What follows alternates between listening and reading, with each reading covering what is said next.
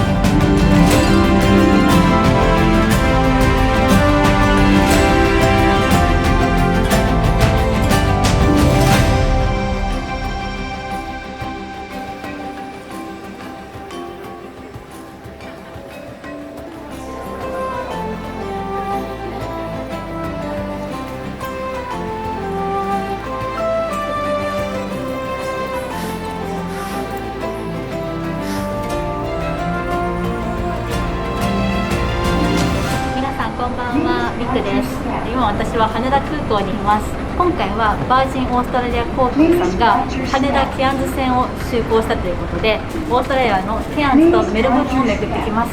それでは行ってきます。オーストラリア Vlog スタートです。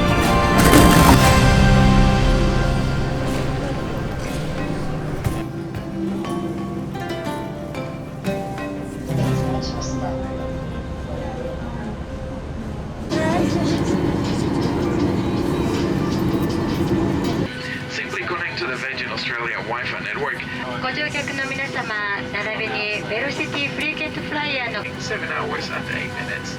Once again, welcome. 会員の皆様、本日も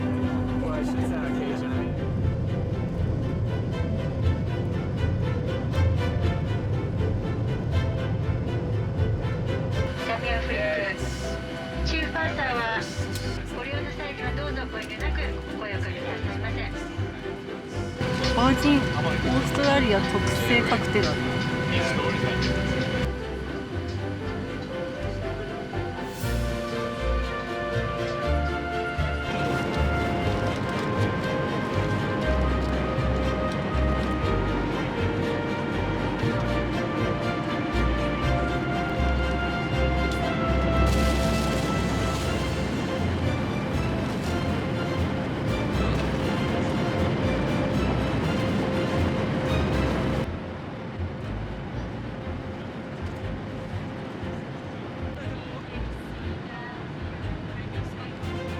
どうですか？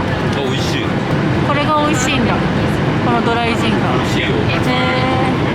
私はオレンジジュースとバイロンウェイのクッキーとあとミントティーを待っています。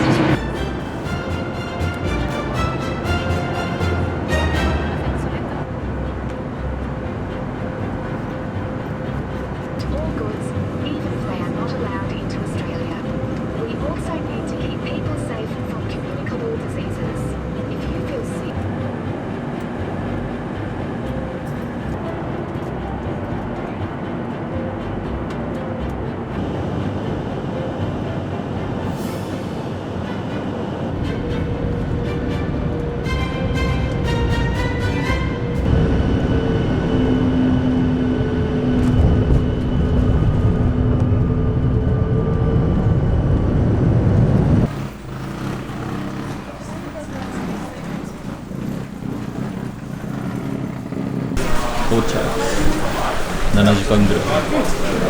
あっという間だったね。快適でした。ではケアンズの市内に向かいます。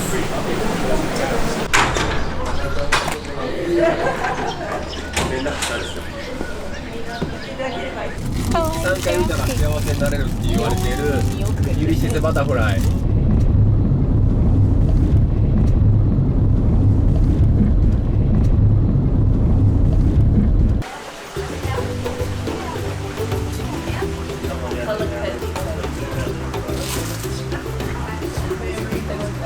So we're actually going to take you on your own boat ride this morning, okay? So come on through with us. We got everyone there. で今回はねプレスツアーに参加してるので皆さんと一緒に回っていきます。なんかねこのご飯食べてたらここから急にワニがワニぷかって浮いてきたりするらしいよ。いけない。いるんじゃない？え、もう？コウノトリなんですね。じゃあコウノトリ。大原1個っていう。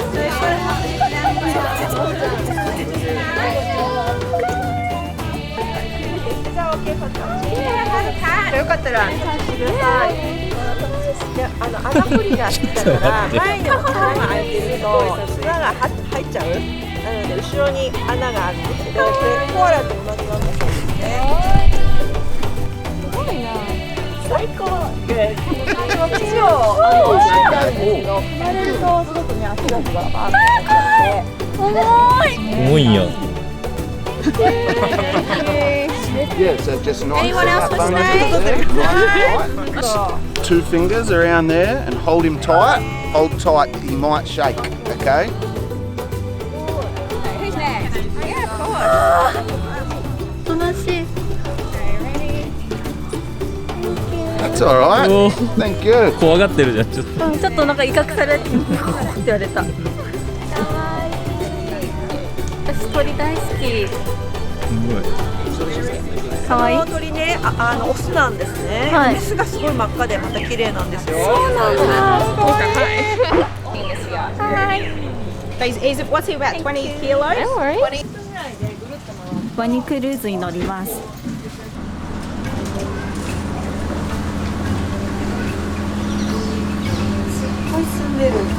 リアルジャングルクルーズじゃん。おいどいどいどいどい。ここにいるんだけど。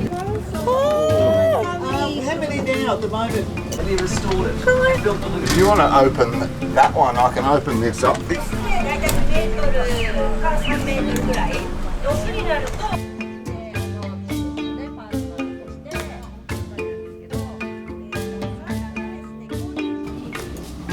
足なんですけど、白原なんとかはね、大きい。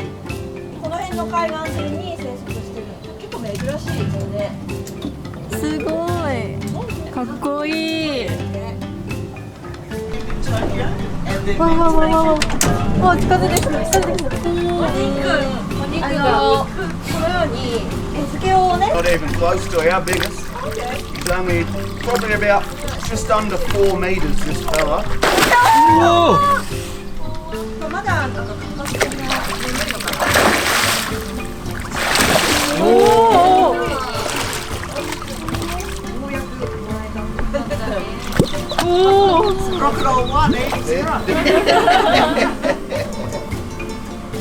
やっともらえたぜって顔して。ことができないから丸の内ですね。本当だ。すごーい。あ、沈んでた沈んでた沈んでた。楽しかったね。すごい。めっちゃ楽しかった。朝ごはん食べます。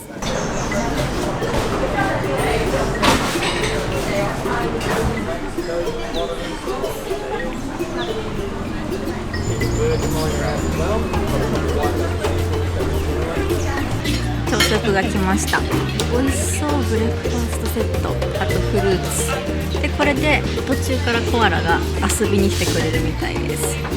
楽しみ。すごいボリュームじゃない？ And it was their first birthday. 可愛いケーキも来た。 So we had a special celebration.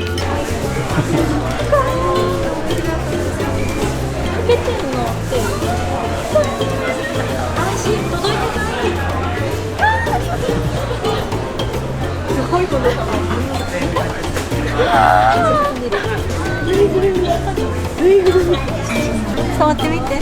オッケー、じゃあ行きましょうか。すみません、皆さん。名残惜しいですけど、ちょっと怒涛の大忙しいアドベンアニマルラッシュ。アニマルラッシュ。でもコアラとウォンバットが虜なんだけど本当に。いやちょっと楽しすぎない？ちょっと。めっちゃ広いらしいよ。え、そうなんだ。もっとゆっくりね、いたいね。 So we're going to take it out like it's doing a koala patch, okay? You'll all get a photo, but we'll. 不思議なこう角度で見ます。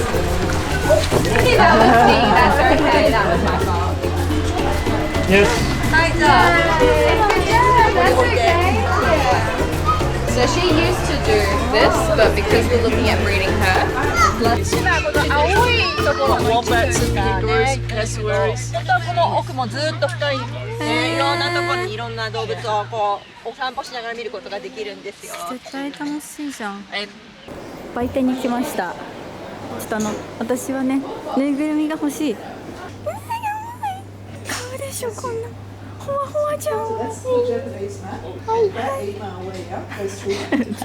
31歳と2歳が大好きなの、こういうの。私も大好きなの。わかる。どうしよう。私はこれ。これはお土産買っちゃいました。お土産というか自分用にコアラのぬいぐるみとワニのオーナメント。すごい楽しかった。ここもっといたかったね。見て見て、絶妙な顔してんだけど。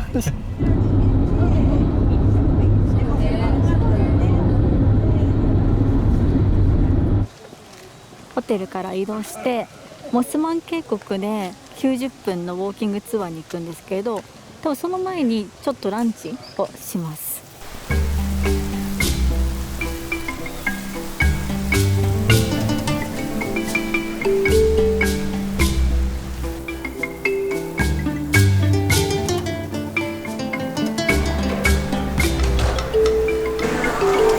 っちゃ気持ちいい場所だね。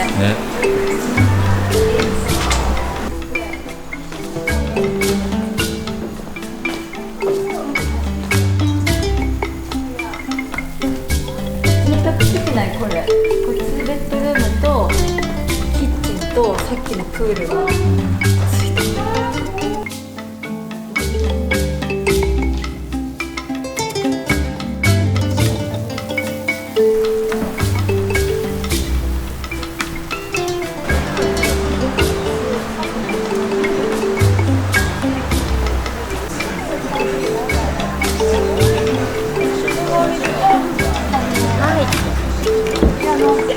ジンジャービアっていうビールじゃないんだ。ジンジャーエール。いただきます。すごい辛くてジンジャーエール。Berries come with some ponzu, passion fruit, and on the top you have goat chili and salmon for bread. Wow, わー、きれい。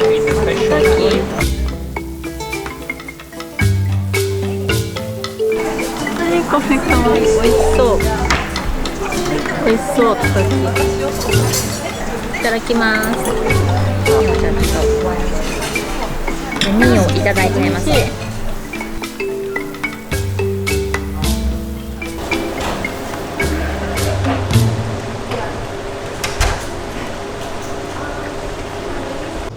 はい、モスマン渓谷にやってきました。今から90分間ガイドさん付きのウォーキングツアーに出かけたいと思います。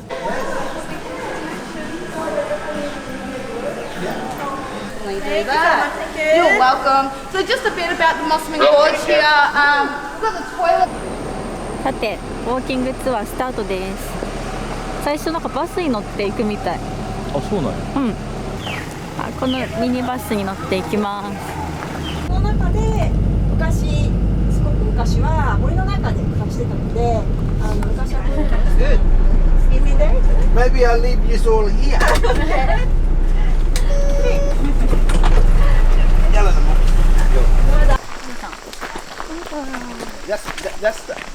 That's the plant here. They're going to put on the fire. That's their blessing one. これはユーカリの木の幹の樹皮の部分なんですけど、この煙に当たることによって身を清める。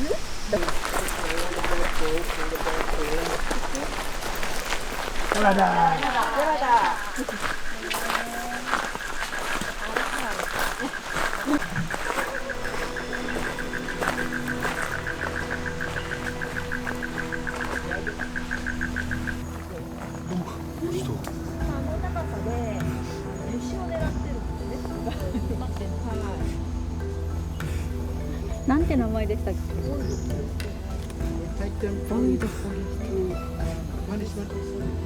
福屋ランジ族のガイドさん。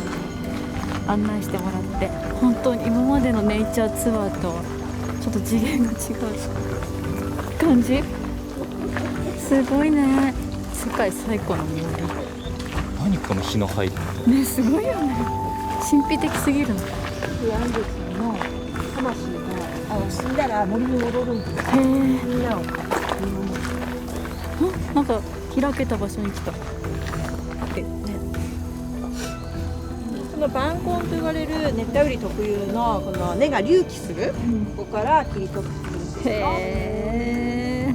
こういうね槍なんかも木の根っこから。これは赤樫の木なんですよ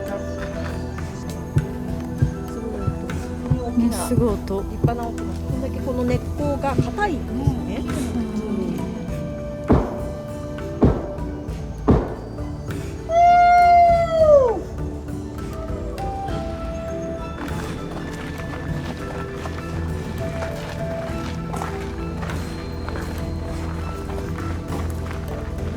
It makes soap, so it's more cleaner.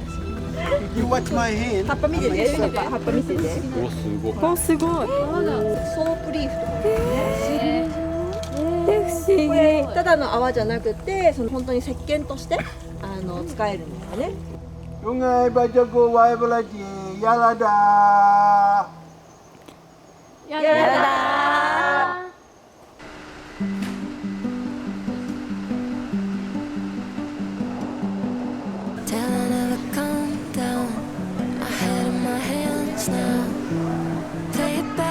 Still can't seem to figure out. Total you have 295 hotel rooms here. So every month today. Can't seem to trace it. We went from waveless to dragging our feet on the floor. Lost in translation. I keep on chasing who we were before. Tell me it's over. Tell me over. Tell me that you and I have a chance. Oh, わ、すごい。 tell me 天国じゃん。 so to get us back again. Don't know how to talk to you the way that I used to do. Nothing but negative space in our living room. ケアンズ1日目はこのシェラトンに宿泊します。めっちゃいいね。広くてとっても綺麗。白を基調としてて、ちょっとこういうラッタそうな感じ、アクセントになってて可愛い。すごいね、広い。2016年にリニューアルオープンしたばかりだから綺麗。お、浴槽にはそう、バスタブがあります。まあ、あとはシェラトンだからね、歯ブラシあったりとか、こういうアメニティは一式揃ってて、マウス押しとかもあるの嬉しいね。そんな感じで、今から準備して6時からディナーに行きたいと思います。1日目すっごいアクティブだね。まだまだ終わりません。まあちょっと眠いですけど、最後まで楽しんでいきたいと思います。ではまた。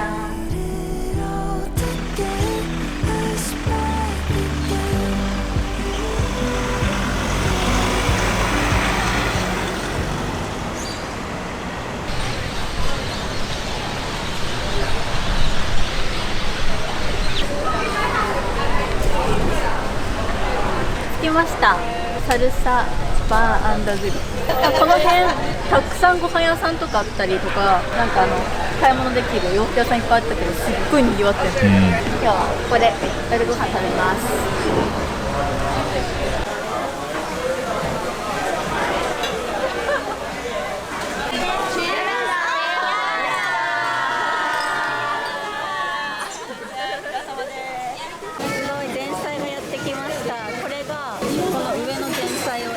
全部一皿に乗せてる。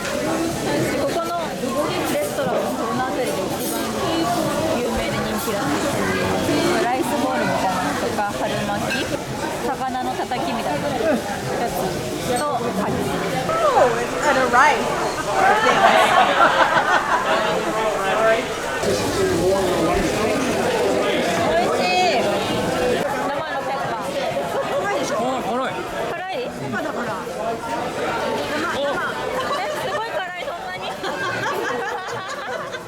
ペッパーズよりも唐辛子味がある。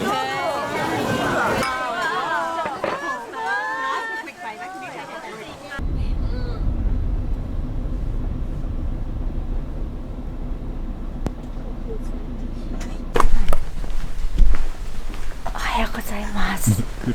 デイ2です。今は朝の3時半です。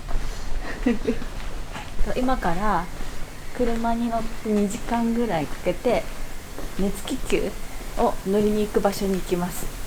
ギリギリ起きれたね。起きれないかと思いましたけど起きれました。楽しみ。熱気球に乗って朝日を見るという素晴らしいプログラムに参加したいと思います。では行きましょう。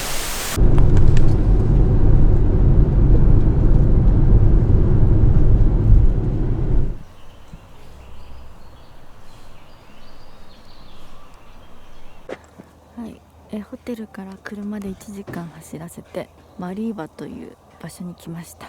今からねトイレ休憩挟んで熱気球が出発する場所に向かいたいと思います。じゃあ今からメインのバスに乗って熱気球に向かいます。寒い。今16度。なんかもともと着ようと思った服は意外と暑いんじゃないかって言われて、なんか T シャツの上にスウェット着てたんですけど、バスで標高800メートルぐらいのところまで今来てる。そうだからちょっと寒くなっちゃって、彼のスウェットを借りて2枚重ねしています。やっぱり防寒は必要だった。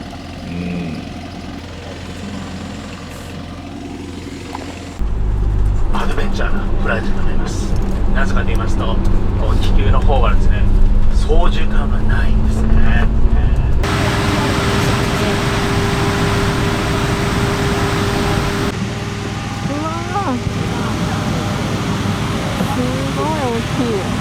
これ一つのカゴに24人乗れるらしいです。私たちはこのチェックのバルーンに乗っていきます。はい、健康ドリンク、味は皆さん確かめてください。はい、もう5時46分、気球に乗って出発です。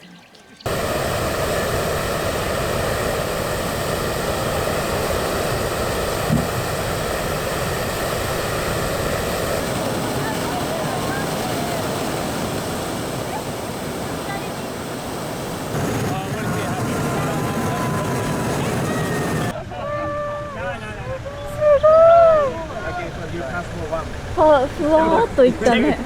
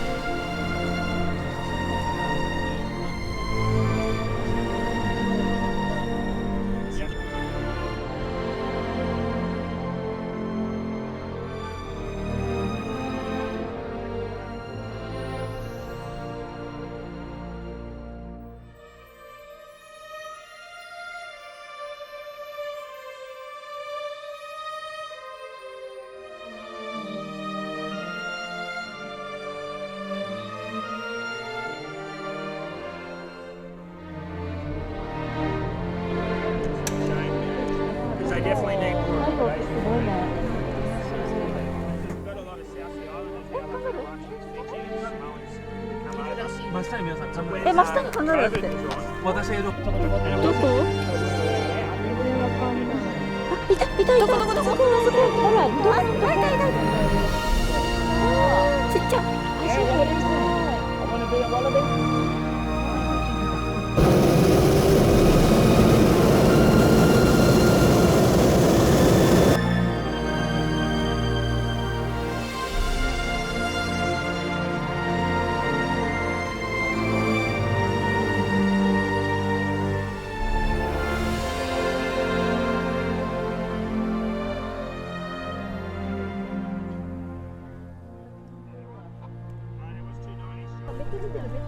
めっちゃ見てる？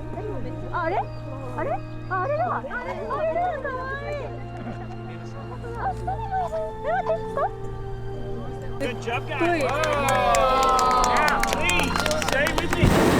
Stay on board.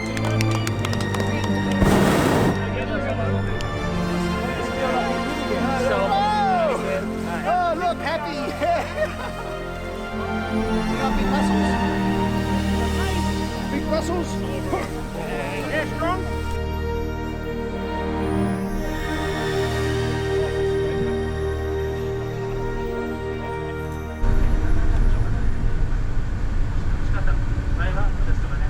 熱気球体験を終えてケアンズ市内に戻ってきました。熱気球すっごい楽しかった。50分乗ってた。50分も乗ったんですよ。でもう意外と寒くなかったね、熱気球の方のスバーナーで暖かかった。でもやっぱおトイレがねすごいトイレ行きたくなったんだけど、トイレね行きたくなっちゃったりするから、その辺注意って感じです。今日はなんかクイーンズデーという日みたいで祝日らしいです。なので雑貨屋さんみたいなお洋服屋さんとかそういうのはね結構閉まってるとこが多くて、ご飯屋さんは空いてるみたいなんですけど、今から朝ごはんをね軽く食べたいと思います。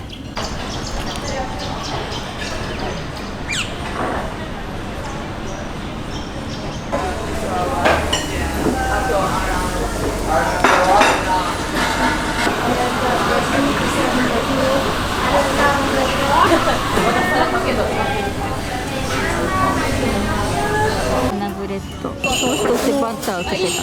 いただきます。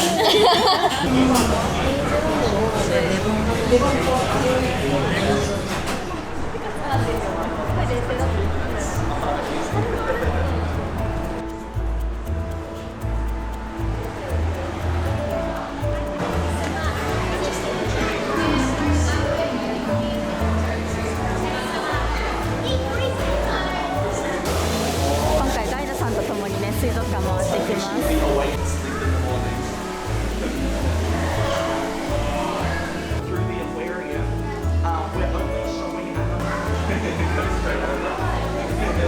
ンコット、本当にスリーピーじゃん。Very lazy fish. Very lazy fish. かわいい。すごいんだけど。タートルツアー。It can be a little bit slippery, so just make sure you're not running around, which I'm sure you're not going to be. And if you have any questions, just ask. Hopefully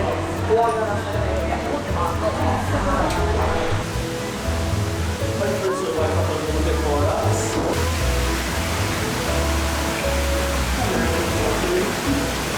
With the arm, it was really stuck in the net, and when they finally took the net off, she couldn't use her shell. ここの大きい水槽にいる子はこれだ。動画ヘッ They have a very good name because they have a very flat back. That's why they call flat back turtles. マングローベリー。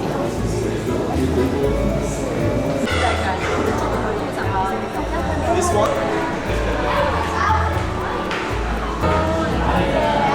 待って、これの中にシーホースでも名前が可愛いですよね。The smaller one, that's Dad.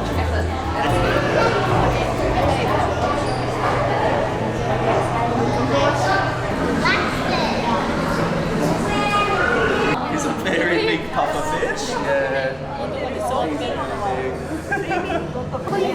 スーベニアショップ見てみましょう。可愛いじゃんこれ。見て、これに入ってんの。ケアンズ水族館のマグネット超可愛い。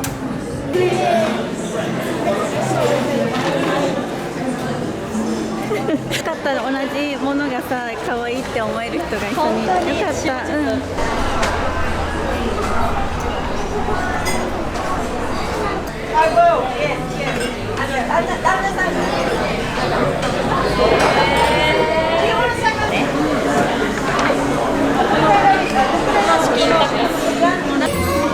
すごい。フォークのスライダーを頼みました。フィッシュ&チップスかな。魚を見た後に魚を食べる気持ちもちょっとこっちいけすじゃないよねこれつまめる感じでいただきます。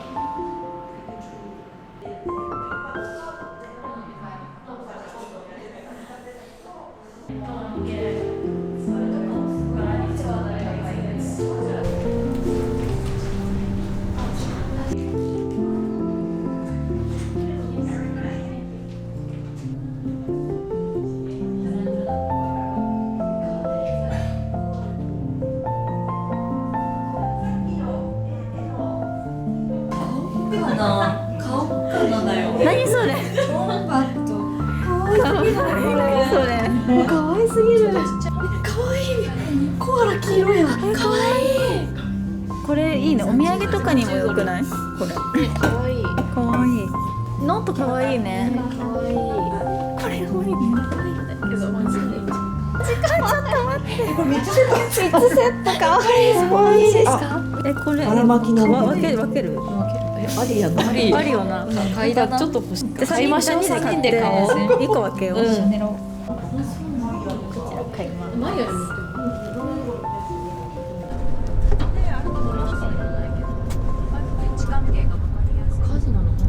本当じゃん。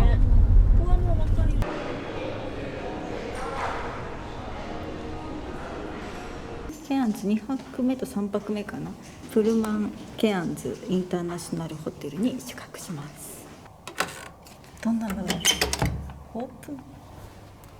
おお。広いね。広い。ベランダがある。わあ。見て。おめっちゃいいやん。めっちゃいい。海だよね。海やろうね。が見えます。とっても広いお部屋です。モノトーンにちょっとピンクで差し色入れた可愛いお部屋です。バスルームを見てみましょう。バスルームも広い。てかとっても綺麗。シャワーと洗面スペースとトイレですね。シャワーとかね、ボディーローション全部 CO ビゲロのものです。このホテルはね、サスティナをとても意識してるので、こういうねアメニティ類は必要最小限で、シャワーキャップとか綿棒かな、コットン、この3つだけですね。入れ物も紙になってます。このホテルとっても立地が良くて、ケアンズのね市内のど真ん中にあって、こうお買い物とかねしやすい場所にあります。今日ね朝2時半ぐらいに起きて、今3時で、12、3時間起きてるんですけれども、ちょっとねこの後市内をねプラプラ散策して早めに寝たいと思います。では着替えてケアンズ市内散策します。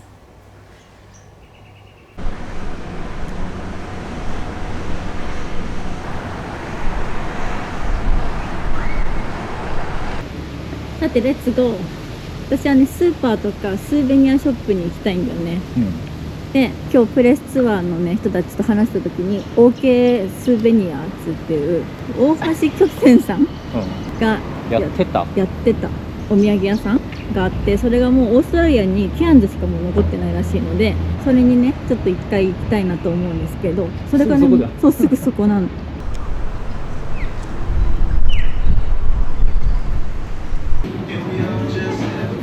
クイーンズランドブルーっていうコーヒー豆とかローカルオーストラリアンアメコシャン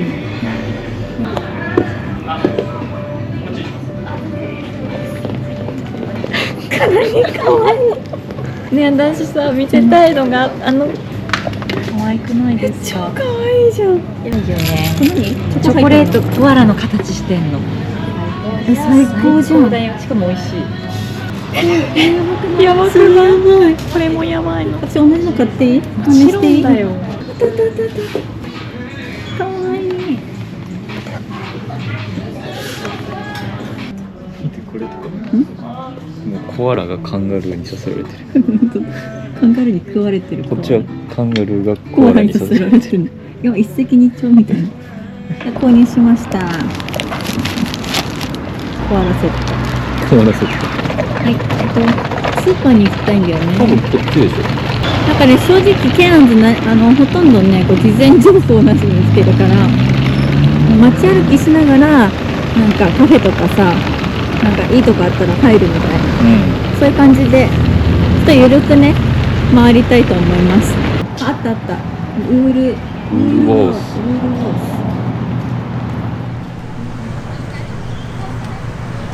ホールフーズっぽい感じ。ね、ホールフーズみたい。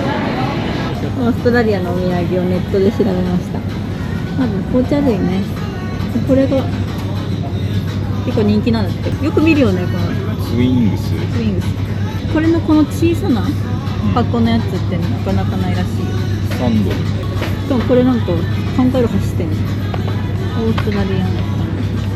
あとは T2 だ、T2。あ、メルボルンブレックファーストとかあるんや。なんかメルボルンに行くってなったら確かに T2 あるんだよね。絶対メルボルンで買った方がいいね。あとキムタもキムタ。あとマヌカハニーだってやっぱめっちゃ安いんだもんだってほら。マヌカハニー8ドルとかやで。安っ。このちっちゃいのいいじゃん。マヌカハニーはね、ビーチワース。あ、これだとビーチワースハニーが結構オーストラリア産のユーカリで。キムタも。あ、いろんなのじゃん。ダークチョコラズベリータルトみたいな。絶対美味しいじゃんこれ。これ。食べてみたら。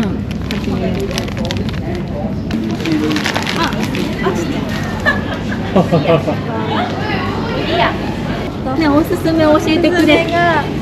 まずこれがオーストラリア定番土産のポーポー、パパイヤのドライなとこに塗るリップとか肘とかクリームで、ホワイトニングでおすすめがこのコルゲート。なんかコアラのホワイトニングもあって、これも良さそうだから試しと、これが今流行ってそうで、めっちゃいいじゃん。いろんな種類あるのとスリープ。めっちゃいいじゃんそれ。よかった、さっきの2人に教えてもらったやつをお揃えしよう。まずホワイトニングを、これのリニューアル。これ 3% だからすごいちょっと。そう、なんかこのパーセンテージが高いければ高いほどいいらしいんだけど、あとなんかコアラのホワイトニングも確かに可愛いから私も欲しい。これ2種類ある。これは普通の歯磨きで、これがホワイトニングなんだ。どっちがいい？両方買ったらいい。両方。じゃあうち歯磨き粉いくつあっても。これめっちゃいい。これ欲しい。エプソムソルトの3種類。これニュールックだって。ラベンダーがいいよね。そうね、ラベンダーいいね。ね。これ買おうか。30% オフだ。ちょっと重いんだって。ほぼ1キロ。だからどこに塗ってもいい時がね。で買おうじゃんこれ。こうやってお土産に。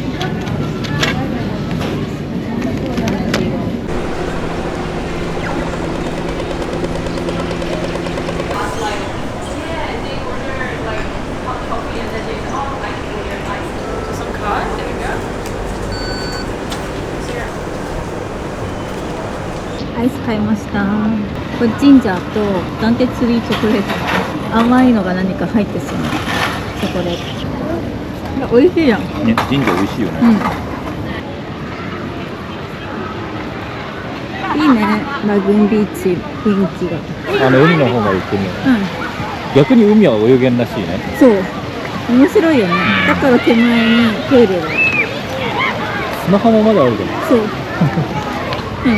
海じゃない、干潟やまだ。干潟じゃん。干潟じゃん。そりゃ泳げないわ。道引きが激しいからね。干潟になってんだ。でこの観覧車に乗ったらさ、一望できるわけ、ケアの街。うわ、1人12ドルですね。面白いから乗ってみることにします。うわ、怖いよ。結構いる。めっちゃ速い。これは。あ、結構怖いね。結構怖い。あ、すっごい綺麗。あ、めっちゃいいじゃん。怖っ。怖い、めっちゃ揺れる。めっちゃ揺れる。うわ、ちょっと気持ち悪い。怖っ。ちょっとこれ6分やんの？そうだよ。大丈夫？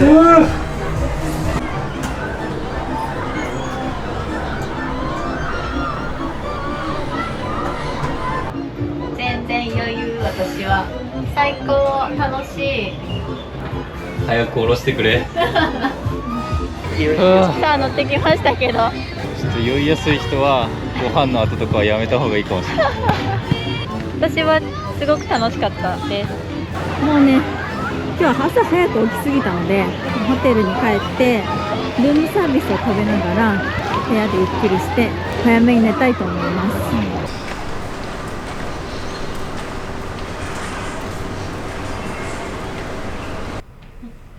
乾杯。バイ。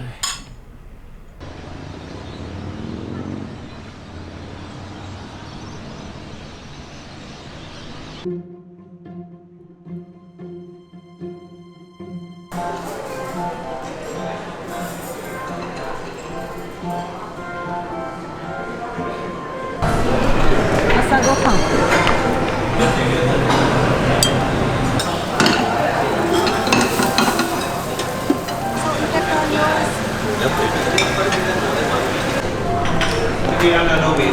卵、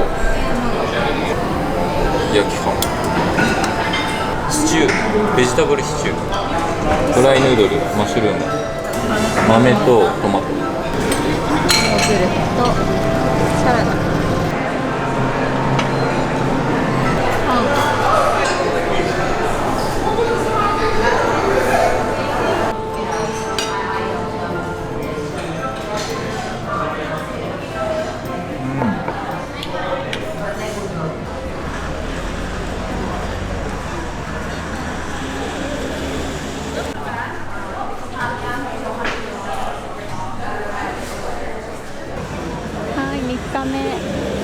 3日目は船に乗ってウォーターアクティビティをしに行きます。これが乗船のチケット。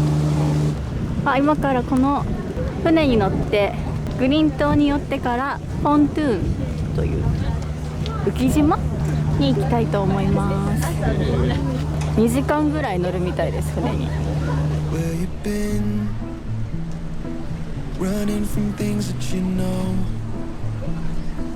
Just trying to find where to live, but it's not bringing me home. Thank you. 今日のアクティビティは水中スクーターをします。スキューバドゥっていうらしい。だからダイビングが怖い、苦手。まあダイビングもいいんだけどね。私ちょっとね、怖いの。水中に潜るの結構怖いので、それだったら泳ぎに自信がない。そうそう、こういうヘルメットタイプ顔がさ濡れないし、そもそも泳がなくていいし、でもお魚見れるみたいな。これいいよね。海にその潜るの怖い人、これ体験しようと思います。間もなく出発です。Sometimes I'm fine in the backseat. Feels like my life's moving past me. And I get so caught up in things I'll forget 10 days from last week. There's too much blessing every day for me to leave on the shelf. Just lift your head, cause there's no reason you should be by yourself. Cause life is a gift worth more than trying to survive. The sun still rises tomorrow if it's 9 or it's 5. If you're looking for goodness, then that's what you'll find. With you I see that morning always comes. With you I hear the story told by life. もうやめる時に精神統一してる。何やるも結構ある。祈ってる人いる。お願い。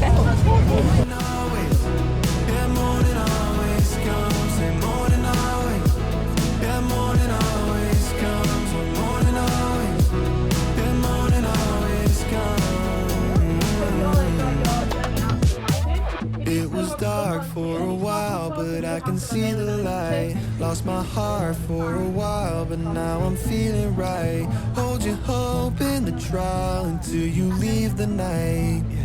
Morning always. はい、で本当2時間ぐらい船に乗ってポントゥーンという浮島みたいなそのスキューバダイビングとかいろいろする拠点に来ました。結構揺れましたね。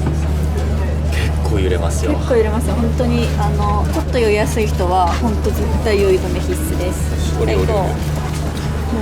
みんな具合悪そう。もうみんなダイビングどころじゃない。でも今日それでも揺れなかったらしいよ。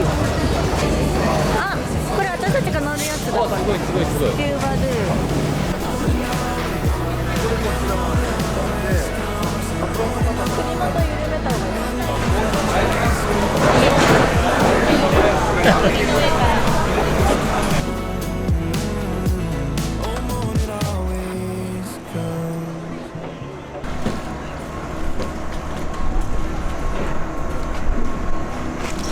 じゃあスクーバドゥする前にヘリにね乗って海を見たいと思います。す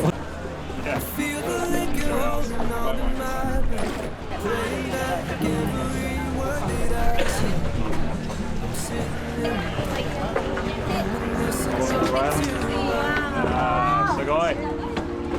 でこれであそこのヘリポートまで Let's go! Let's go! We had everything. It was gone before the summer started. Got the memory of a love filling my lonely nights. Think about you from time to time. Just wanna hit your line, baby, one more time.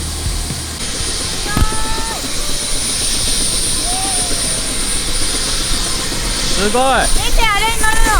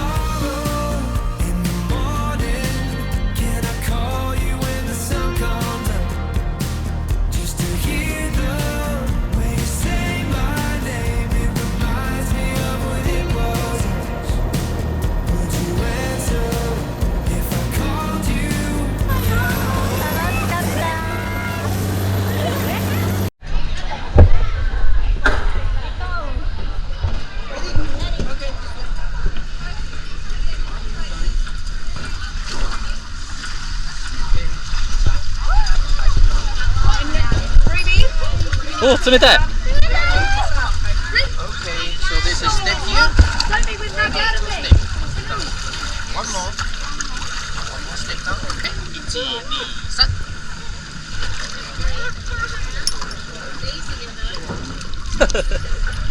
大丈夫か？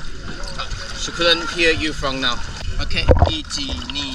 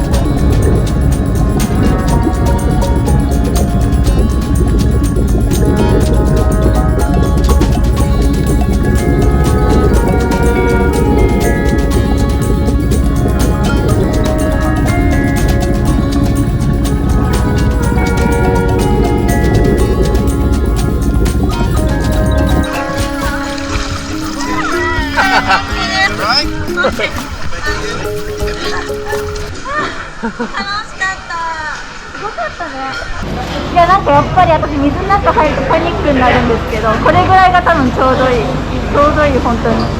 なんだっけ大きい魚ナポレオンフィッシュ見ました、めっちゃ近くでね。ニモはいなかったかも。ニモはいなかったですね。いなかったかも。なんかご飯食べれるみたいでランチ食べます。すごい日本風のポークカレー、嬉しい。日本のあとサラダとかフルーツを自分で取ります。My face hurts so bad that fast.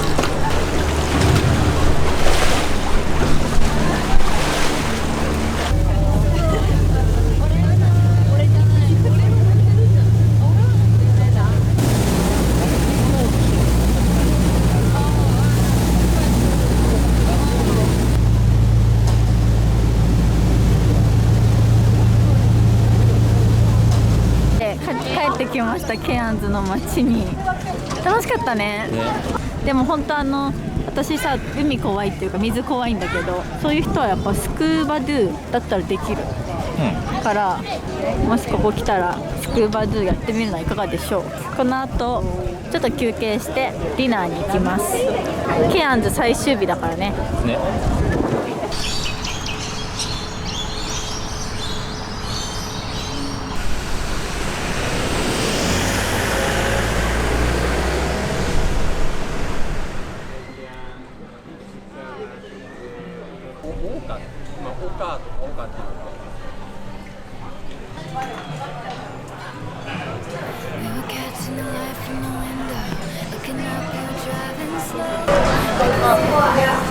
オカレストランでご飯食べます。オーストラリア料理だし、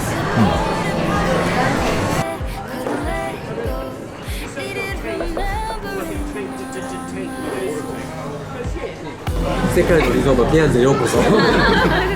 乾杯。美味しそう。まさかのメイン。ニンボリでいうと赤身みたいな。どこなんだろう。美味しい。とカンガルーのお肉。なんつったらいいんだろう。なんかレバーっぽい感じもするし。ジューシーってわけではない。赤身食ってる感じ。美味しい。美味しい。スタンドで。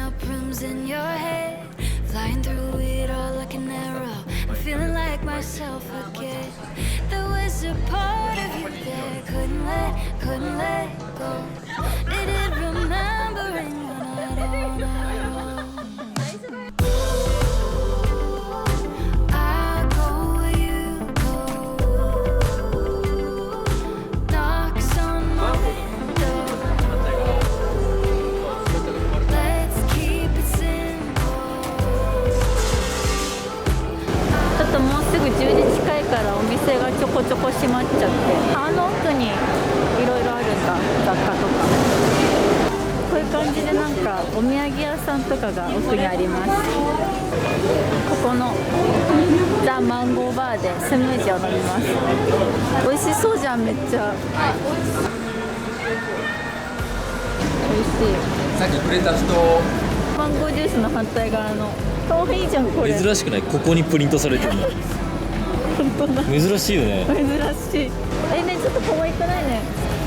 これ。可愛い。こんな細い畳み方あるんや。注目ポイントが絶妙すぎない？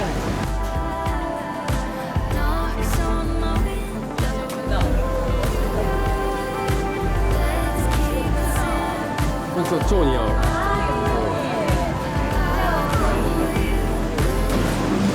T シャツとパーカー。明日着るの？はい。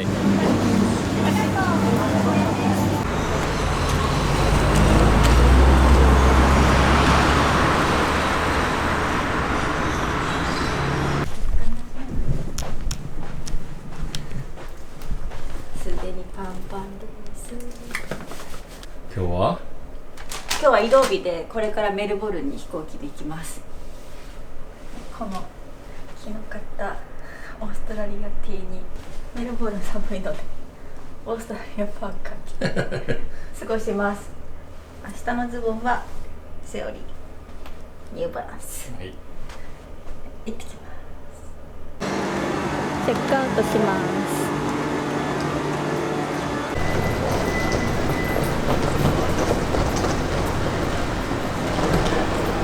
ケアンズ空港の国内線にやってきました。このままバージンオーストラリア航空に乗ってメルボルンに向かいます。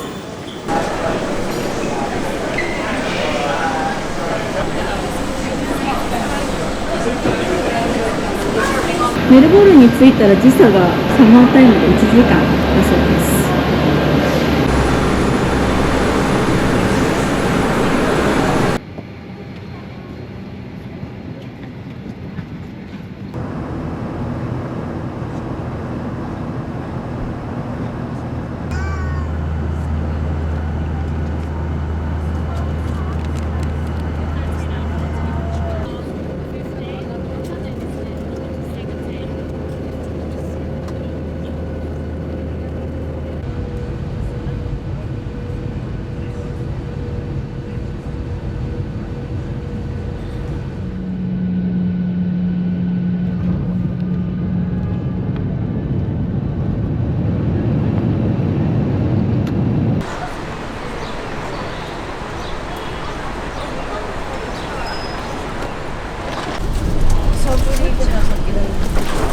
これほどの降水量という予報ではなかったんですけど、でも一瞬で落ち着きます。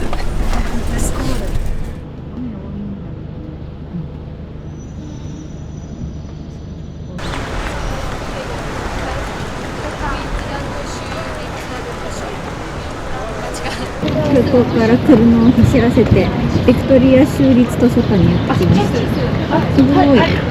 メルボルンはそのヨーロッパ朝とかビクトリア朝の建物がねすごく多く残ってるみたいで、その新しい建物と古い建物、新旧の文化が融合している都市みたいです。入ってみましょう。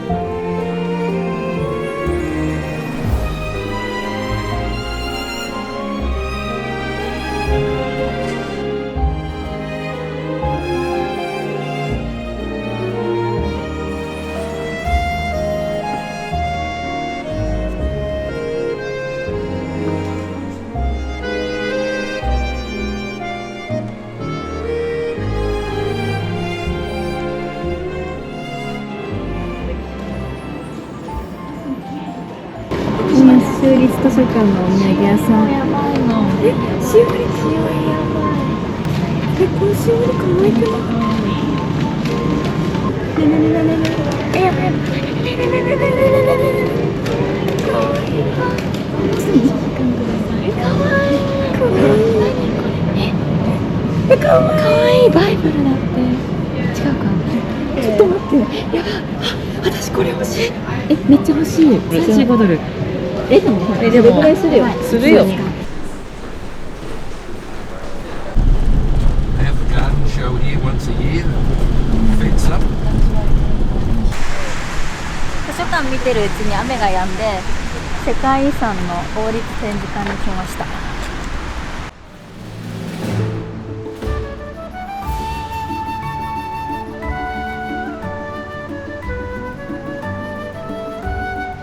有形文化財だと、こことオペラハウスの2つだけだし、でなんだっけ、さっきの図書館を建築した展示家の人がプレゼントした。でその建築家の人が作ったんだけど、オーストラリアのお花とヨーロッパのお花、あえて混ぜてオーストラリアのそのいろんなね文化が混ざり合ってるものを表現してるらしい。すごい素敵。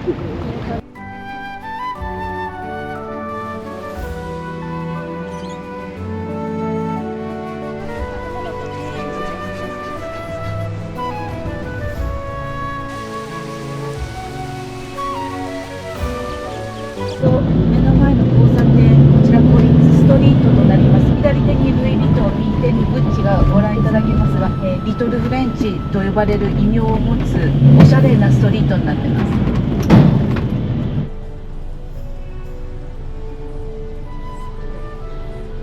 オージアレーンストリートアーツに来ました。おお。すごいね。私これが好きなんだけど。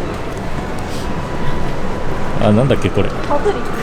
ここなんかみんながこう書き換えていっちゃったりするから、今日あるアートが明日なかったりするんだって。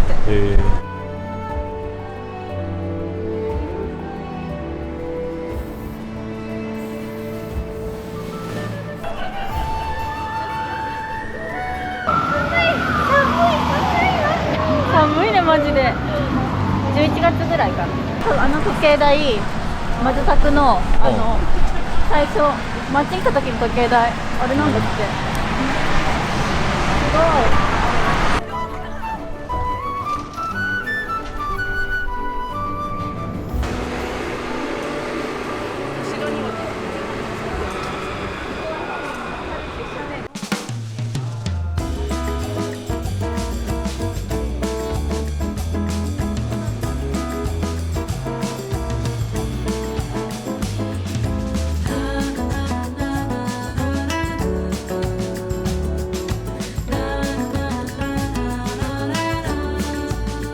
ここブロックって有名なんですか？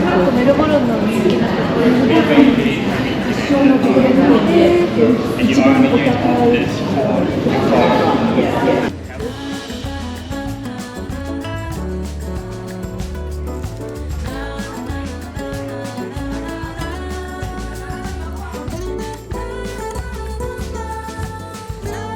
このなんか4つで12ドルのやつ買おうと思って。可愛いよね。買いますこれ。ありがとう。オレンジチョコレート。大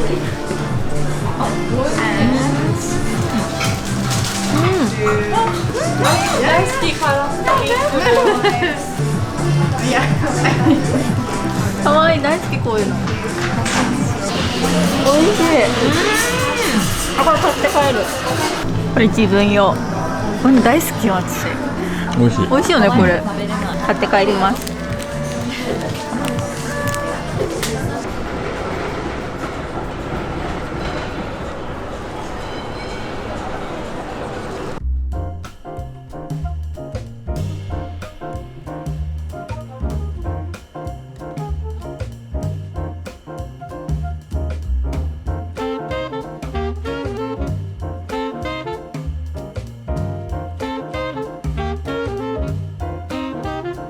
すごい可愛いね。見て。くすみブルー。私の本当に私の好きな感じのカラー。全部それで統一されてて、でこの黄色のねクッションでアクセントになってる。メルボルンらしいっていうかおしゃれな感じだね。ちょっとケアンズとはまた黄色が違う感じだね。そう。で洗面台もすっごい可愛い。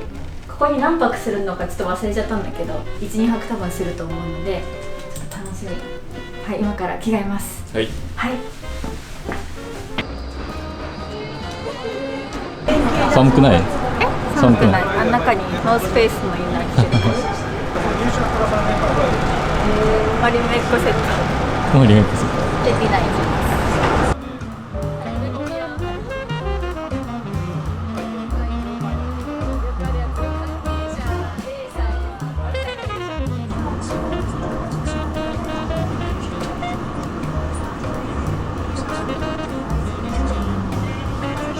これがメインステーションっぽい感じ。かっこいいね。かっこいい。ここまで来ました。スカイデッキってあれかな、もしかして。わかんない。なんかこれ高くない？そうかもね。あ、お腹すいた。マジで腹減った。ね。これ見て、こんなに厚着してんの。これでちょうどでしょ。ちょうどいい。今12度。寒い。ここからまた3度下がるらしいから。オーストラリア人も寒かったね。寒かったね。寒いです。王子。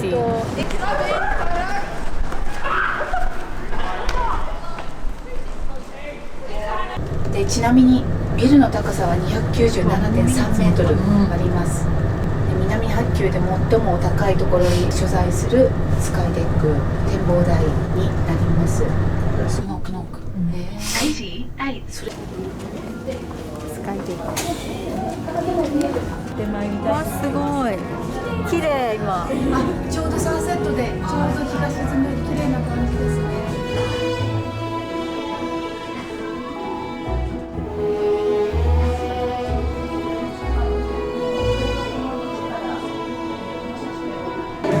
これかな。スカイデッキのエッジで乗ります。なんか本当はカメラダメらしいんですけど、今回は特別にカメラ持ち込み OK ということで中を撮影していきたいと思います。はい、準備ができましたら中の方にお進みください。何ことどういうこと？スモークかかっててあってなるってこと？突然？怖くない？超怖くない？高さ285メートルのところに、これからせり出していきます。で途中で具合が悪くなったりしたらすぐにこっちの部屋に戻れますので、その際はお声がけください。以上です。怖いね。何か怖いんだけど、やばいやばい。動いてるの？動いてる。あ、動いてる。嘘全然わかんない。動いてる。そう動いてる。着いた。怖い。音が怖い。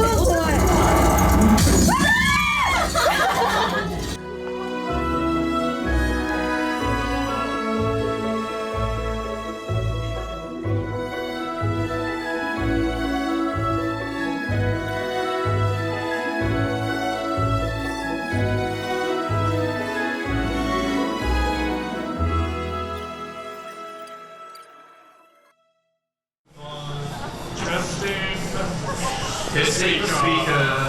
Testing the radio frequency. 夜になるとめちゃくちゃ雰囲気いいね。すんごい素敵。本当展望台から見てもさ、都会と自然がもうごちゃ混ぜっていうか近いね。本当だね。でもその素敵な川沿いでディナー。はい、橋の反対側のフェデレーションスクエアという場所に来ました。綺麗よね。ここでご飯食べるみたい。すごいね、素敵なの。なんか街がちょこちょこライトアップされたりとかしてて、でやっぱちょっとヨーロッパ味感じるよね、建物だから。なんかちょっとだけフィンランドを思い出すんだよね。わかる。この道とかね、あと建物とか、なんかちょっとねフィンランド感。腹が減ったぜ。あ、これめっちゃおしゃれじゃん。入りましょう。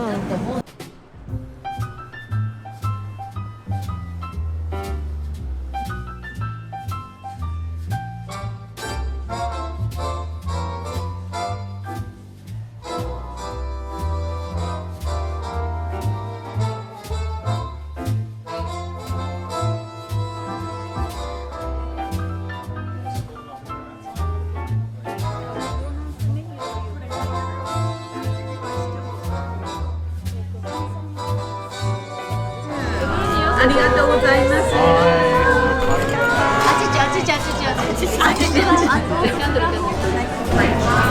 美味しいですね。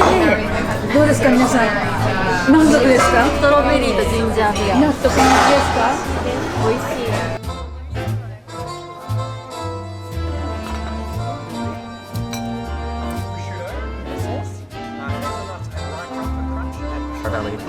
And that's like a Victoria's wine region.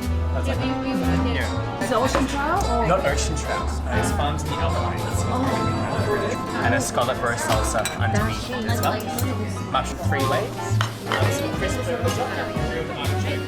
オーストラリア人って実はホテルにこだわっていて、いろんな種類のが置いてあるんですよ。何種類も美味しいよね。ホテルの種類があるのに。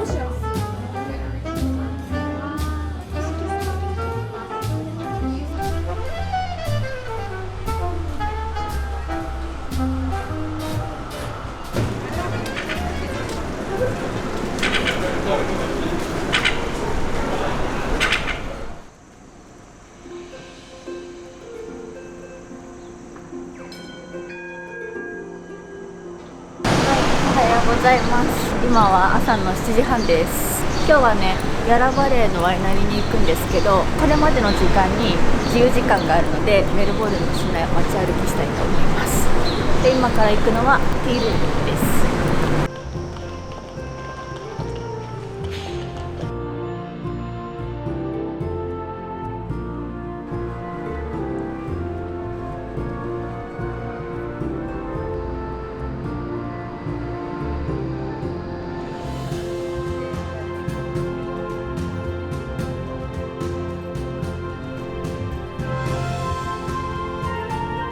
参りましたね。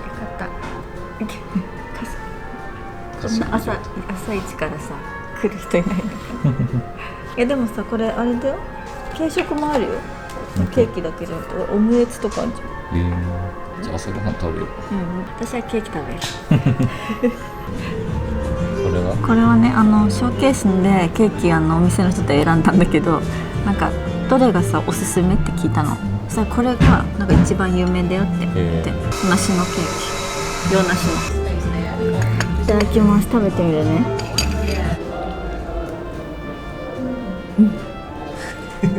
おいしい。う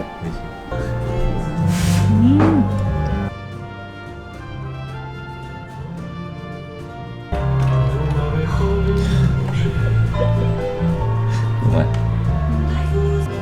紅茶になんか洋梨のパイにしてよかったわ。めっちゃ合う。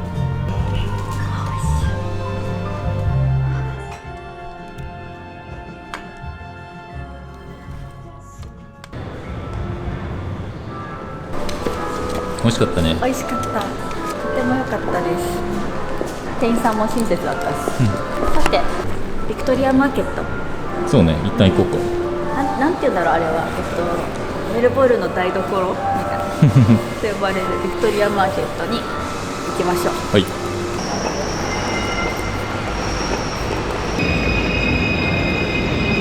トラムに乗ってビクトリアマーケットに行きます。どこ行きとか見ないといけない。なんかね、57番に乗ればいいの。57ないね、57番。本当だ。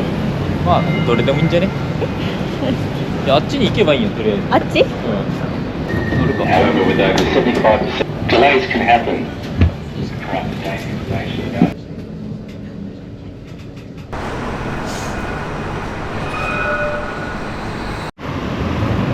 適当に乗ったらいいんじゃないって乗ったら本当に全然違うところ行きそうになったんでやっぱ適当はダメということで、ちゃんとねトラムの乗り場を調べて近くまで行きたいと思います。この辺建物がすごい素敵だね。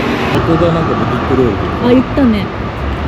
ハイブランドとか後をつなげてるところ。別に目の前まで行かなくてもいい。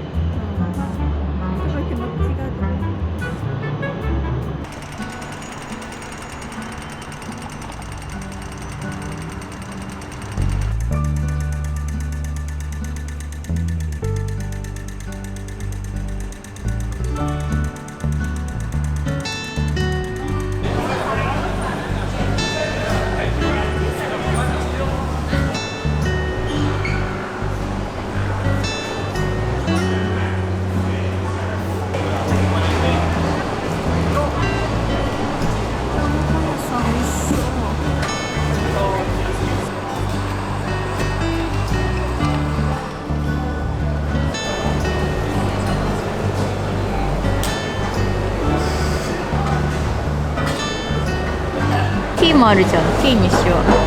カスカラティー。Thank you。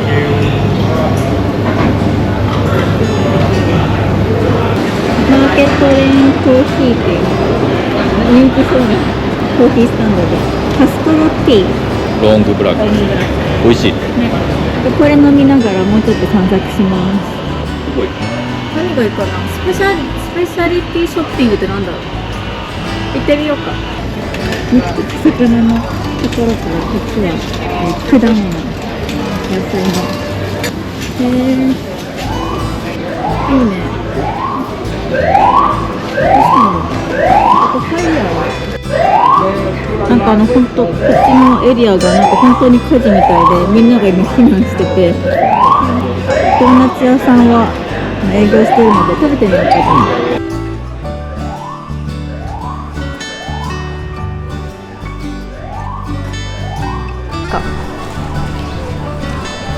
なんか Google マップでここに来たら食べるべきドーナツって書いてあったから買ってみました。マラサダみたい。ちょっと中にほら見て、中になんか入ってる。めっちゃ美味しい。甘酸っぱいラズベリーソースみたいながめちゃくちゃ美味しい。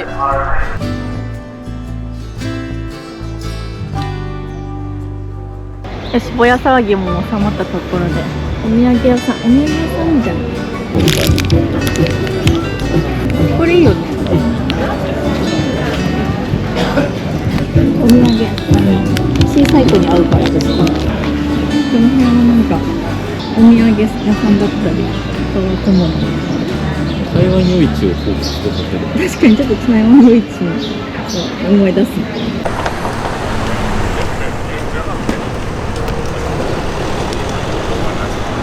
今から行くところはブームウェアのお店なんですけど、オーストラリアとニュージーランドにしかないブランドだそうです。それをね、フォロワーさんが教えてくれて DM で、なんか今回オーストラリアのね、すっごいたくさん、ね、おすすめの場所を教えてくれてありがとうございます。それを参考に回っております。なんかさ、オーストラリア好きな人ってさ、めっちゃ好きよね。そう、めっちゃ好きなの。オーストラリア愛がすごくて、すっごい長い DM が届くっていう。でもありがたい。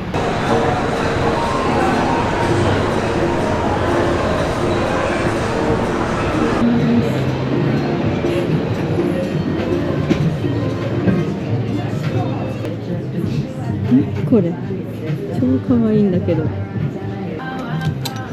私これが欲しいの。可愛い。これも可愛い。パジャマって何個あってもいいもんね、正直。なんかダックスフンドがアイコンなんだけど、やばい。バナナズインパジャマズだ。これやばくない？懐かしくないこれ？これ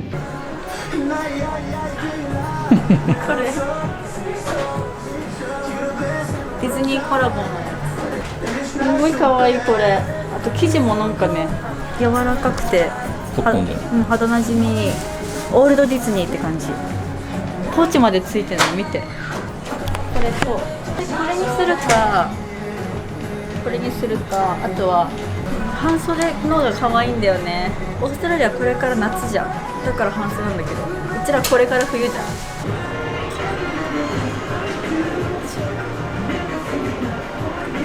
超可愛いグリンチ。これも買っちゃおうかな。ちょっと買っちゃいました。パジャマ大興奮でそのままP2P やってみましょう。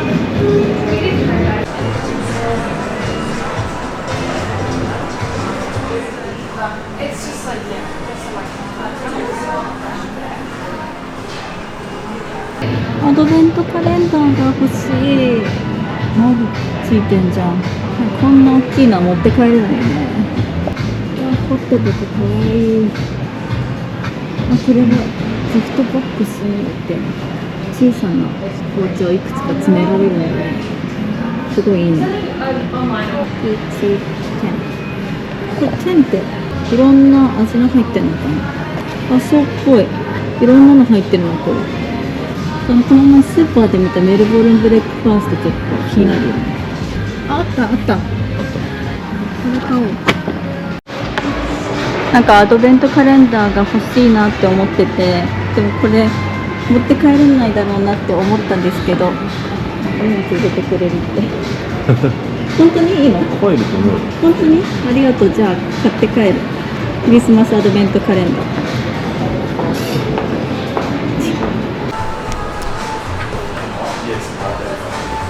こんなに大きいの買っちゃいました。荷物入れてくれるの？まあ入ると思う。ありがとう。アドベントカレンダー大好きだから。うわ、すっごい可愛くない？これに一個一個ティーバッグ入ってんの。そういうこと。24日分多分いろんな種類。これ一緒に飲もう。買いました。オーストラリアで何も買い物しないとか思ってたけど全然買ってるんだけどそんなん誰も信じてないでしょうねって多分みんな言ってる。嘘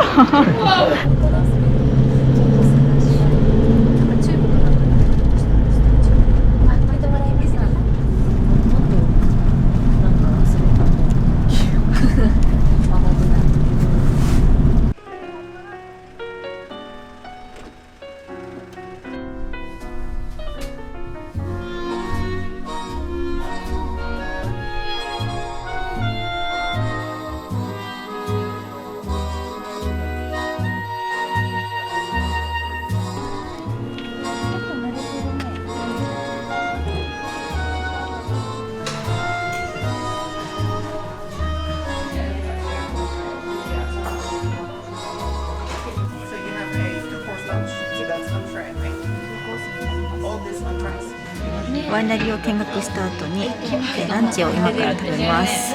この3種類から選ぶみたいなんだけど、メインを私はこのバーベキューポークにしようと思います。すごくね素敵な場所なの。す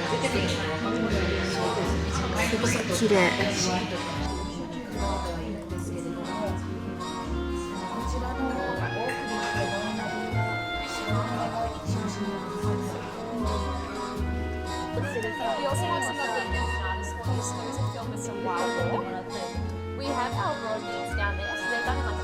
前菜が来ました。美味しそう。アスパラ、揚げ餃子みたいなやつ、サラダとサラミですね。多分このサラミはここのワイナリーで作られたものだと思います。フムスみたいなのね、すごい。そら豆。はい、せーの。はい。美味しい。飲みやすい。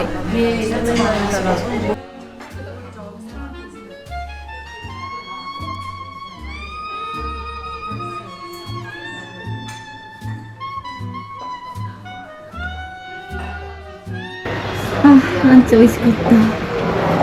どうだったワイン？なんかメルボルンのワインは、ビクトリア州か。繊細ということ。繊細。シラという本当はパンチの強いワインらしいんですけど、ビクトリア州ではそれを繊細に仕上げる。なるほど。美味しかったです。寿司の中ね。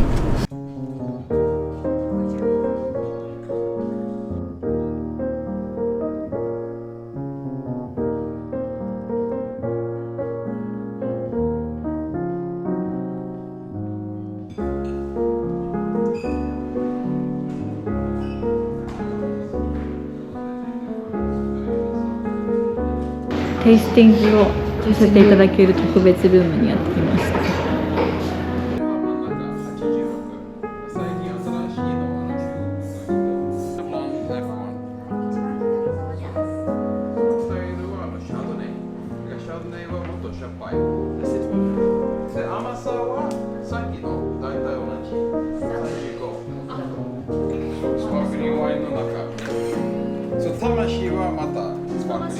入れるんだ。このオレンジシャンドン用のグラス。めちゃくちゃ美味しいですよ。最後はそのオレンジ、ドライドのオレンジを入れる。オレンジを2種類ブレンドして作られてます。美味しい。これ。これすごい飲みやすい。これね、テイスティングしたオレンジシャンドン。本当美味しかったよねこれ。なんか今日本では買えないみたいだよ。じゃあお世話になった人に旅行。そうだね、そうしよう。あなたのお世話になった人にお土産で買って帰りましょう。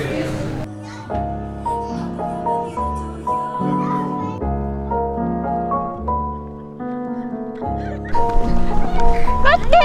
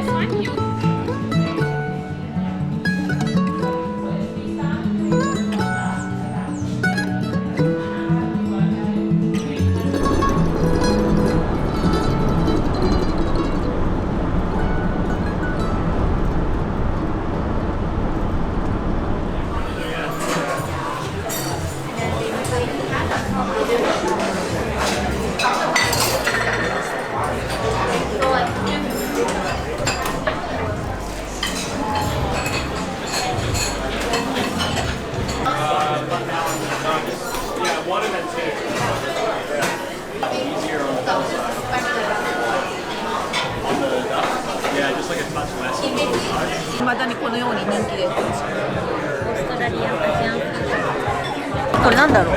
鴨のソーセージ。鴨のソーセージ。美味しい。意外とあっさり。み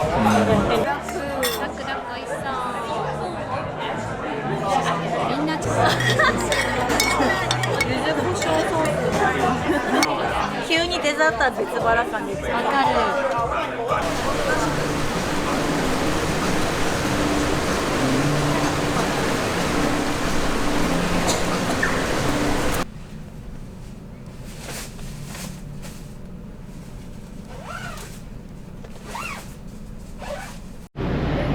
おはようございます。デイ6です。今何時だ？8時。これからアクシルコーヒーロースターズというところに朝ごはんを食べに行きます。今日はすごい天気がいいメルボルン。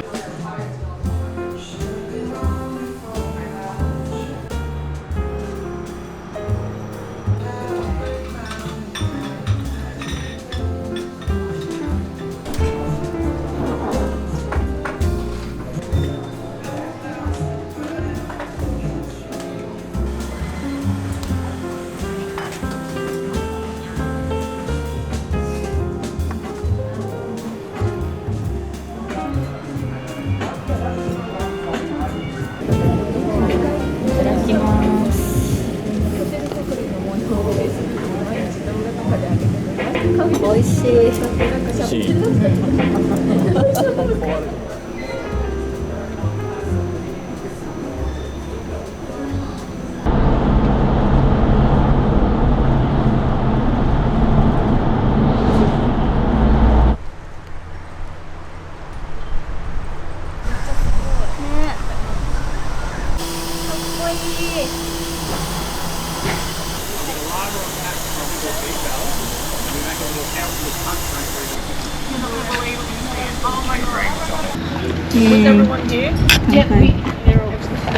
はい、9クラスダイニングになります。すごい素敵。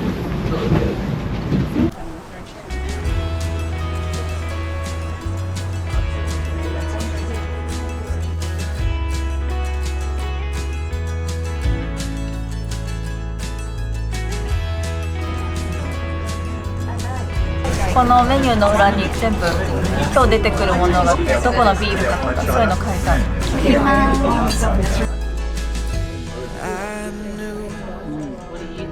From the moment that I saw that life grew, something special, something great.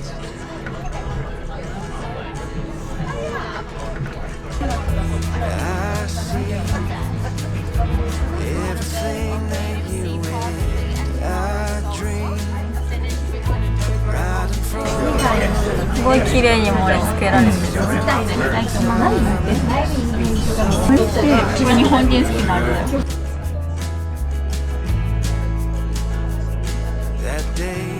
いいですか？奥にクリフが見えます。あ、すごいよ、綺麗。なんか魔女宅の気分。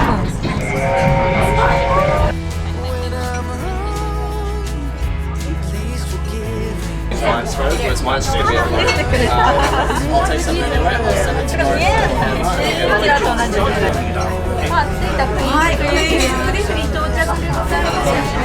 我々は下車いたします。お忘れ物。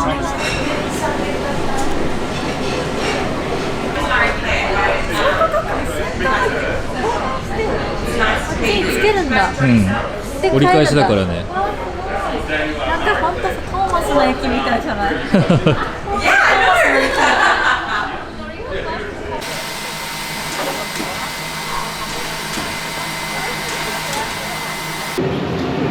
すっごいいいね。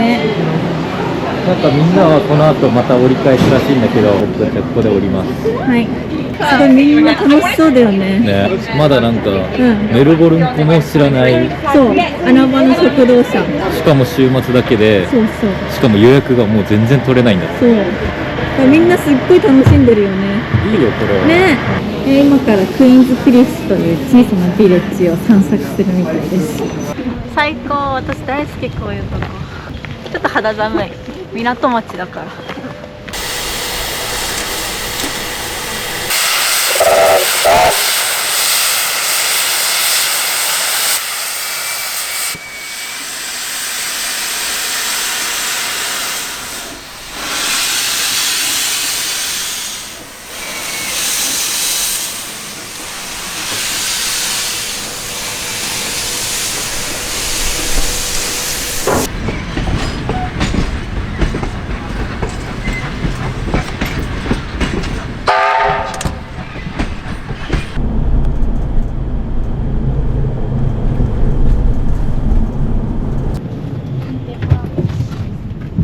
すごい可愛いここ。So lovely town。やばい。あ、すごい可愛い街に来た。街歩きしよう。はい。はい。すごい可愛い。ライブラリーだって。可愛いね。見て、小さなショップ。なんかアウトレット。アウトレットってこういう街をさ、模して作ってんだろうね。確かに。かわいい。見て、ジェラート屋さんとかある。あ、ヴィンテージショップ。コ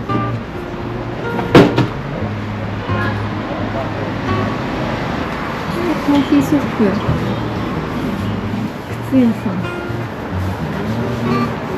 面白い。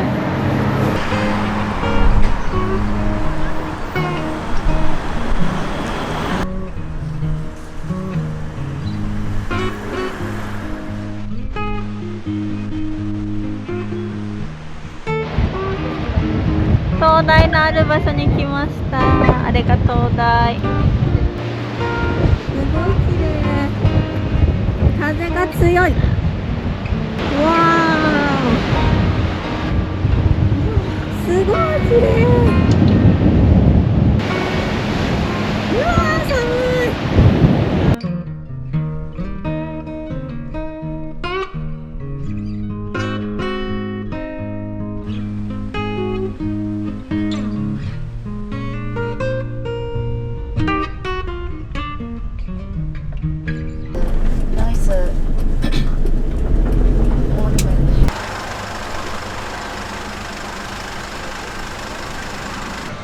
You have to build these cakes, if you like, and you wrap it up in some cloth material and put all these draining racks in.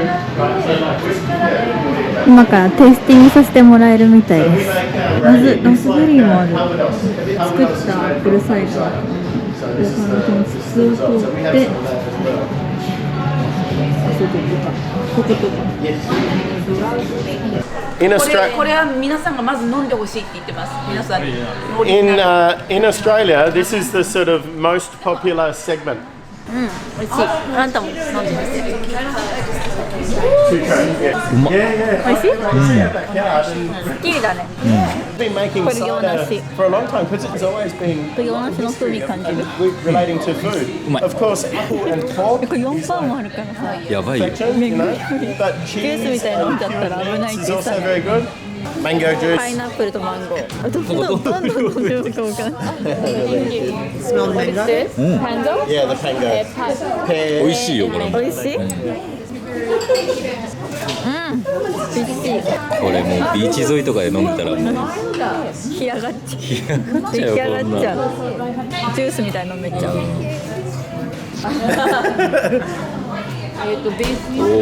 ピンクだ。ラズベリーとペリー。美味しい。グイッといっちゃってください。先輩グイッといっちゃってください。すごい香り。ラズベリー好きがここで。By the way, what is the percentage of alcohol this one? 4.9. あ、4.9。4.7%。やばいやばい。私は今日夜何もできないかもしれない。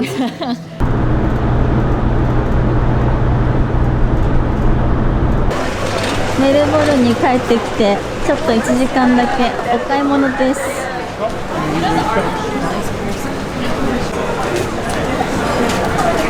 あんちゃんが連れてきてくれました。はい、タイプです。タイプです。やばいね。こんなダメントじゃん。そうだ。待って、私ね、グリンチ大好きなの。いつまでもやばいじゃん。いつまでもやばいじゃん。かわいい。クリスマスまでめくってくんだ。25日間めくってくんだって。カレンダー的なやつ。買おうかなこれ。スケジュール帳もある。これも可愛いの。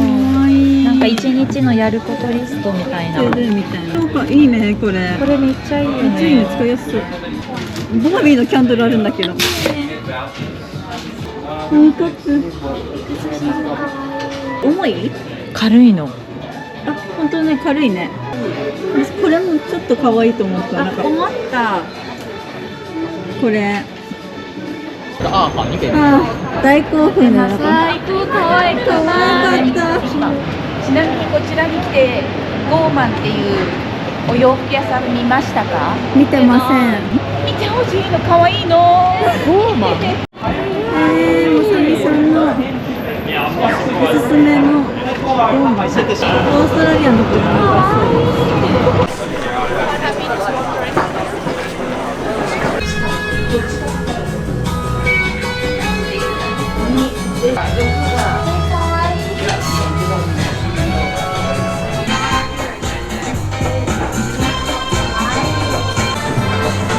かわいい。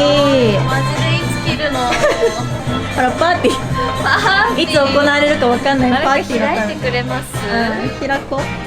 可愛い。可愛い。日本にはないよね。ない。この感じ。すごいよね。キラキラ大好き。可愛いここね。このさプランツカバー可愛いよね。可愛いこれ。さっきのゴーマンっていうお店可愛かった。もう気に入ってもらえて嬉しい。可愛い。次はどこに？次はエンポリアムでピーター・アレキサンドラのパジャマと T2 のリベンジ。お買い物になった時の目の輝きやばい。そうクイーンズクリスターの帰り爆睡だったの。やばい。めっちゃ目開いてる。最高。はい、私が昨日行ったところに。また来ちゃって。これ可愛いよね。長袖だったら超欲しかったんだよね。でも私もそういうの関係なく買っちゃってるもん。ちょっとなんかビクシーのルームウェア感あるよね。そうシリアルズも超可愛いね。超可愛いよね。愛ちゃんが買ったやつ。これいいよね。膝ぐらいまであってさ。可愛い。可愛い。買っちゃいましたか？買っちゃいました。2着目。2着。みんなに見せたいやつが。私も悩んでるからもしかしたら買っちゃうんだけど。これのね。見て。私ブルドッグが欲しい。これ買います。可愛いよね。そんなのと私も便乗してなんか買いたくなるじゃん。あ、黒猫にしよっかな私。黒猫いいじゃん。可愛い。こうなってる。買ってたし。なんかさ、これブックなのかな、可愛くない？ブック超可愛いよ。私ブックにしよっかな。ブック可愛いよね。ブックが可愛い。T2 テイルズって書いてるよ。私ブックにしよう。T2 ものが。てってれー。コアラちゃんを買います。ほっと可愛い。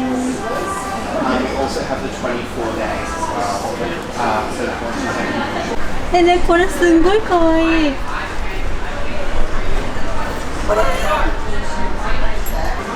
これもすっごい可愛いね。この辺なんか本当アリスって感じ。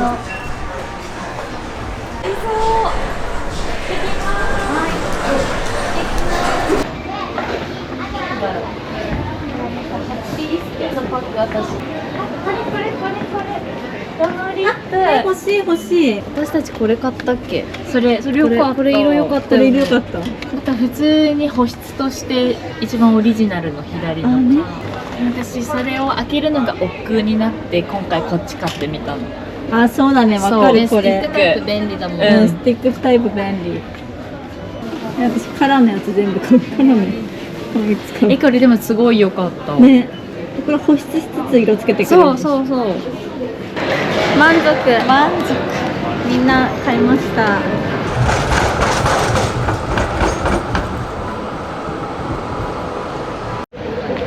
はい。オーストラリアプレスツアー最後の夕食に今向かっています。いかがでしたか？すごく楽しかったです。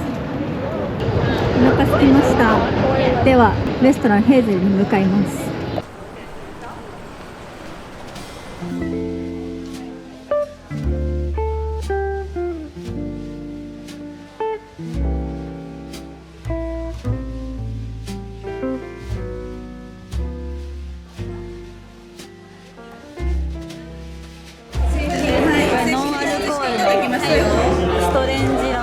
最後の晩餐、皆さんお疲れ様でした。お疲れ様でした。ありがとうございました。来てくださってありがとう。ビバメルボルン。ビバメルボルン。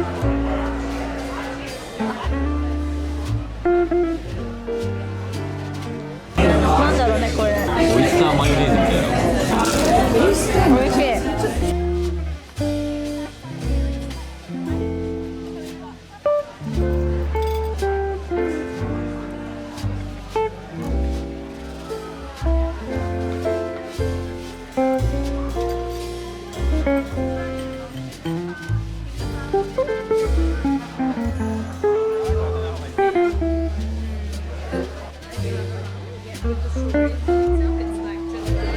めっちゃ美味しいこれ。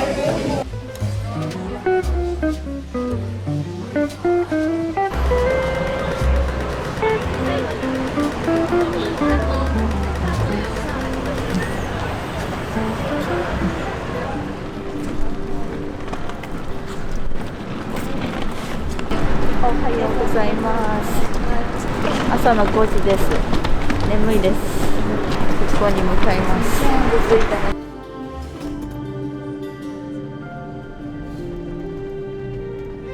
メルボルンの空港着きました。国内線に乗ってケアンズの空港に向かいます。今日は1日移動です。でも途中のケアンズの乗り換えで3時間ぐらい時間があるからケアンズ市内にね一旦行けたりするからにしても眠い。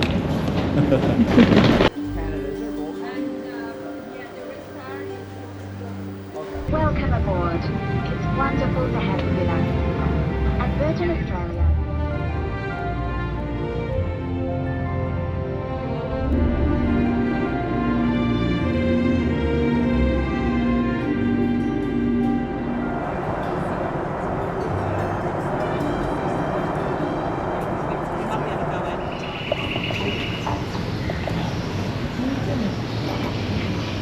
3時間もあるからケアンズ市内でゆっくりするんですけど、シャングリラでちょっとみんなでご飯食べます。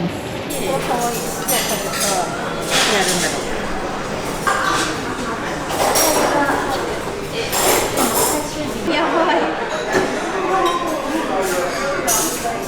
これ何？これがベジマイトです。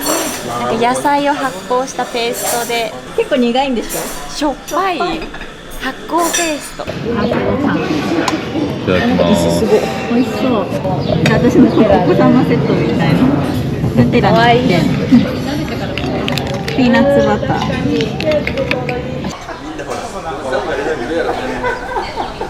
シャングリラで朝食食べて、出発まで週末しか空いてないラスティーズマーケットに行きたいと思います。暑い。すごいね。27度。メルボルンのこと。9度とかだったのに。ね。ラスティーズマーケット。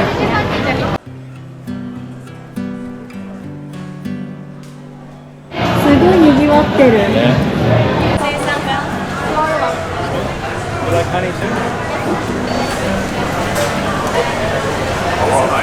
なんか買いました。これココナッツの器にいちごとパイナップルとパパイヤ、バナナとこれはクリームかな。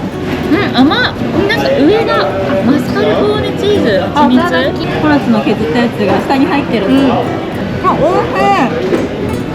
おいしい。美味しいね。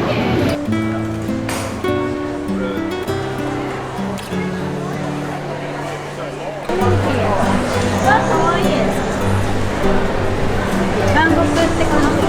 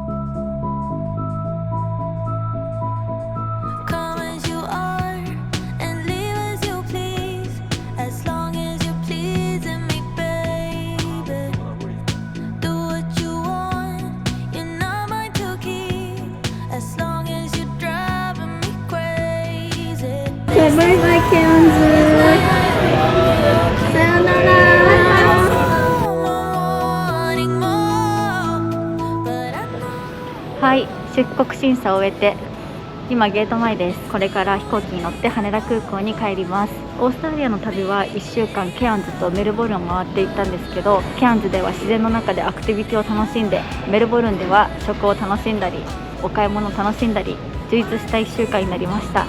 オーストラリア初めて今回行ったんですけど、本当女子旅でもカップルでも幅広い年齢の方が楽しめる国だなと思いました。羽田ケアンズ線が直行便で就航したので、ぜひ皆さんもオーストラリアに行ってみてください。ではそれではこれから飛行機に乗って帰ります。今回もね、長い動画ご視聴いただきましてありがとうございました。また次の動画でお会いしましょう。ミクでした。バイバイ。オーストラリア帰ります。バイバイ。バイバイ。バイバイ。